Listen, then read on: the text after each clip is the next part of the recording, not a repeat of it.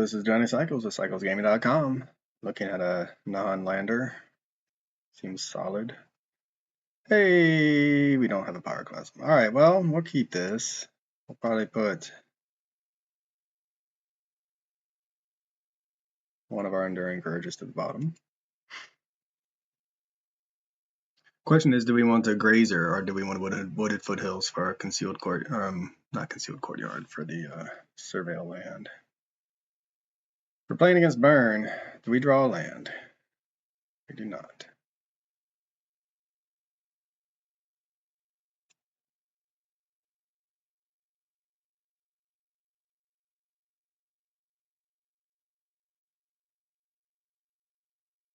I think we're going to take a turn off to try to find some manas. Commercial district, not concealed courtyard. So forest, maybe? Looks like we might be up against Burn. Though Arid Mesa could be any number of things.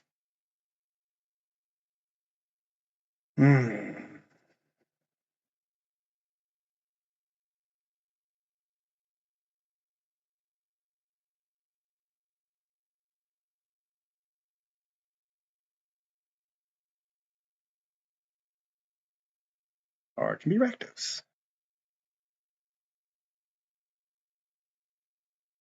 Suppose we could have done all this at our opponent's end step, since we don't want them to know what we're doing.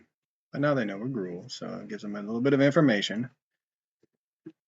So I think the right play, optimal play there is to wait to our opponent's end step, because now they know they can dash in a Ragavan. For instance, they are playing one. They can take our forest that we left on top. Interesting how like even that small myth play can have trickle down effect pretty well across the board. Interesting. Wrenn and 6. Haven't seen Wrenn and 6 in a while. So this must be Indomitable creativity. Which means well, we're just gonna play this.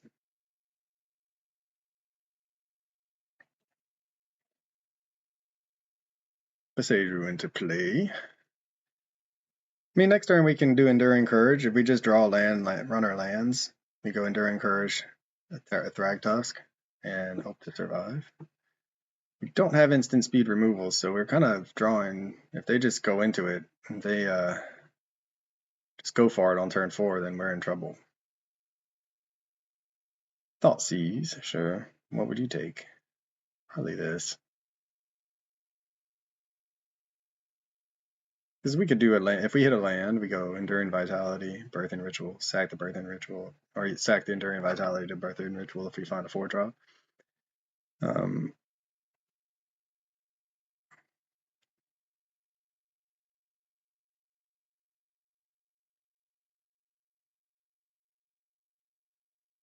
Yeah, I mean, that's the most value.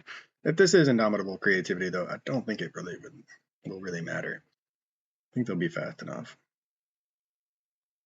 Yeah, it's a land. What do we find? Pyroclasm.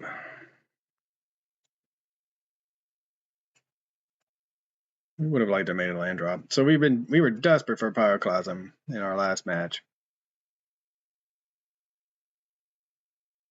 Do not seem to, unfortunately, or we're unable to find it in the last match, and now we get it when we don't need it. It's like, it's fine against this deck if they decide, if they don't do instant speed token creation.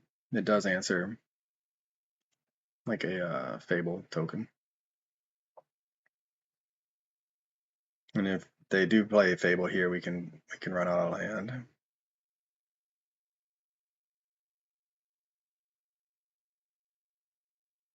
I mean, sorry, let me try to be articulate here. If they do play Fable, which they are, and we draw land, we can go Pyroclasm,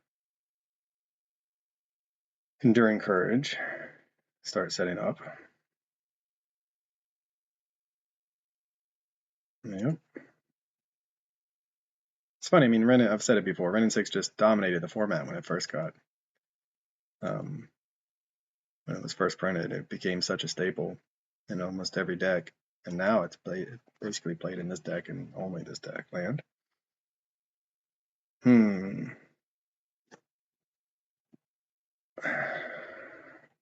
So we really wanted to get a land there because we could Endure, Encourage, and Pyroclasm. Instead, we're left with just like Dirtling.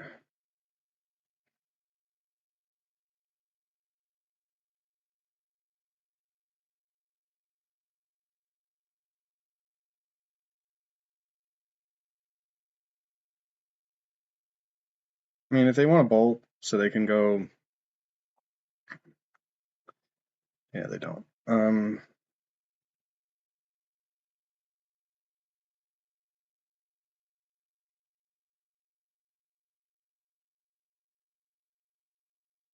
Grays are looking real bad right now.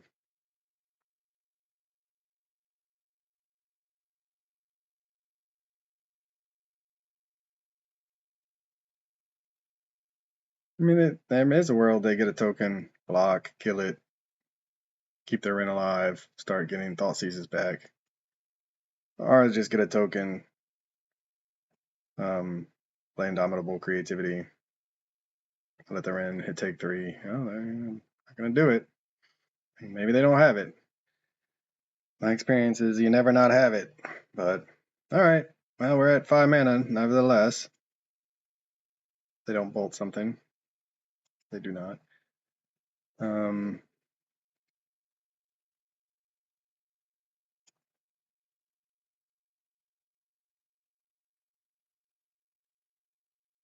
But now they can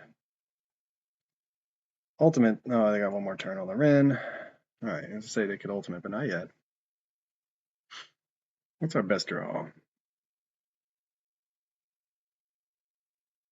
Yep, we can just probably have 6 through this.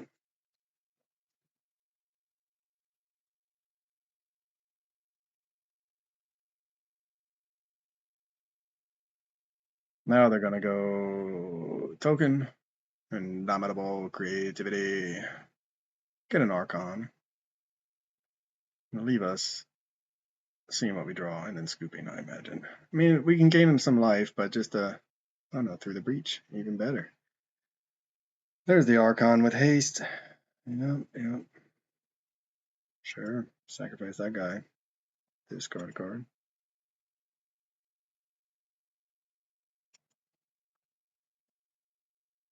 It's through the breach. Alright, well, they get to sacrifice. Sacrifice that, discard a card. We're out of cards. We're needing both lands and spells. Opponent's got 7 cards in hand. Plus Fable of the Mirror Breaker. We have 3 manas. Huh. Boom shakalaka. How you like that, opponent? Big ol' Utopia Sprawl. Slightly more interesting than a land. And then our opponent can get through the breach back, run it back.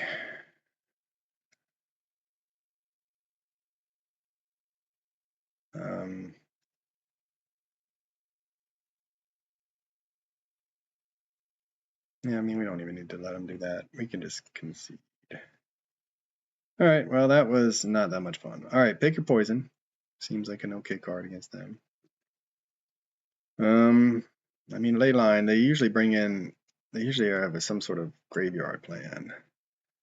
So I put in Wall of Blossoms to help us find our pieces. Now I'm going to take them out. Pyroclasm, it's okay, but doesn't.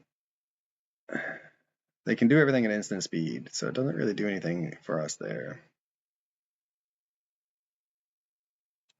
I mean, Leyline is such a risky put in, right? I mean, it's such a dead card, but especially against a deck that doesn't look to be. Alright, so Indomitable Creativity usually has a graveyard package, either in the main deck or in the sideboard that they bring in my experience. It could just always be in the main deck, and that I'm just not that familiar, but when I've played against it before, we've lost to things like Persist. So that deck was looking to cheat things into play with Through the Breach, so maybe they're not into the graveyard, but I'm still gonna just go with it. And then The best way to fight Indomitable creativity is with, if they're not doing graveyard, is going to be through instant speed removal of their tokens that they create to try to cheat to switch out for Archon. We do not play any instant speed removal. That might be a problem. I mean, it is what it is. We're a combo deck.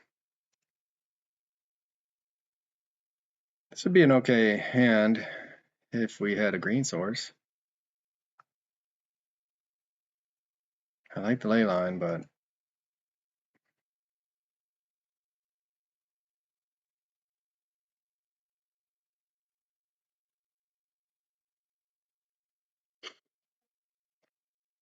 we'll keep, and we're going to put Carnage Tyrant on the bottom.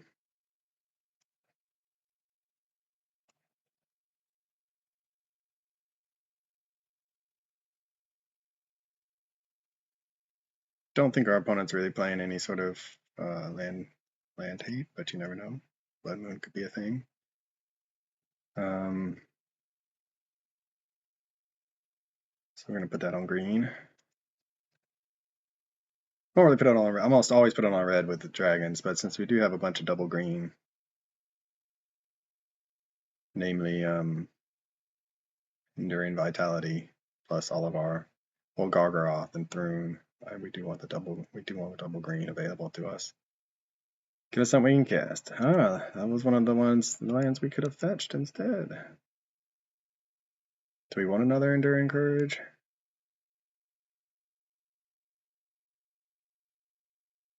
Sure. Let's see if that's any good. So what that sets us up to do is next turn play Enduring Courage #1. They go to 2 mana, and then then we'll play Enduring Courage after. So they go to 2. They'll have 3 mana available. Then we'll have 2 Enduring Courages attacking for 10. 1, 2, 3, 4, 5. So we'll see. I mean, Thought Seize is a thing, obviously. Can we be fast enough? Can we be fast enough?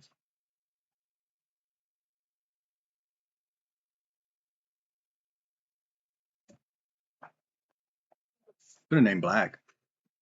Bad Utopia's Pro. Ooh, Bitter Reunion. Yeah, I like Bitter Reunion. All right, well, this could be, and then pitching an Archon and persisting it back. Yep, this is why we bring in the ley lines. But keeping a one-lander that we can't cast anything in our hand just to play a ley line is not a winning strategy either.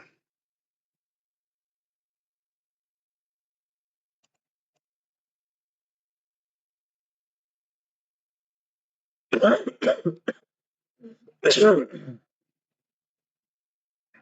right, well, if they do persist back the Archon, it's unfortunate for us, but we get the Enduring Courage no matter what. We have the Pick Your Poison to answer the Archon, and we'll have to pick one of these to ditch. And honestly, we probably should pick this.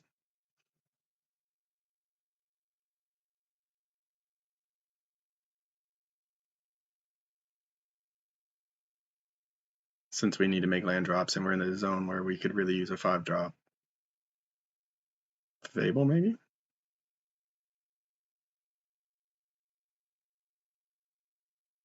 There's... I mean, sometimes it just feels bad to be so right. Give it haste, even. Yeah.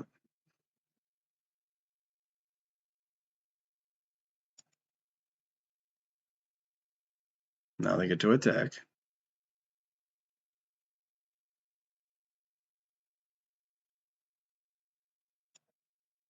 And they still have 7 cards in hand.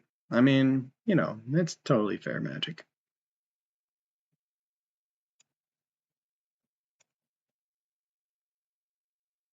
And we take down to 6. I mean, just brutal. Brutal. I mean, their combo is much faster, definitely more consistent. They have it, again, like they kept 7, I believe, have it all. We mold. The ley line, though, that's why you bring in the ley lines. And they don't even care, right? And they probably have a handful of hotness. They might discard another Archon, for instance. Or they just have a second persist. At which point, we can make them sack it, they'll just bring it back. Elder Gargaroth. Okay, well, I mean, that is something for the next turn, if we can survive and hit a land. Alright, so we're hanging in there by the skin of our teeth. They have 2 Archons in the graveyard, which I imagine means that there's another persist coming our way, and that's why you bring in the ley lines, even when you don't see it in the first game. I just don't think we can keep a one-lander like that. They can go just Indomitable creativity right now. So, yep. GG's opponent got it all. Must be nice sometimes. Alright, well, that was okay. I mean, I think that we were not going to get there. This is a tough match, I think, for us with no instant speed removal. That's why the ley lines, our ley line plan would have hosed them pretty well, but who knows what we would have drawn with the one-lander. Alright, well, for CyclesGaming.com, this is Johnny Cycles. I'll catch y'all on the next one. This has been another edition of Keeping Modern Janky. This is Johnny Cycles with CyclesGaming.com. If you haven't already, check out my original Magic the Gathering content over at CyclesGaming.com. I write about my various commander decks.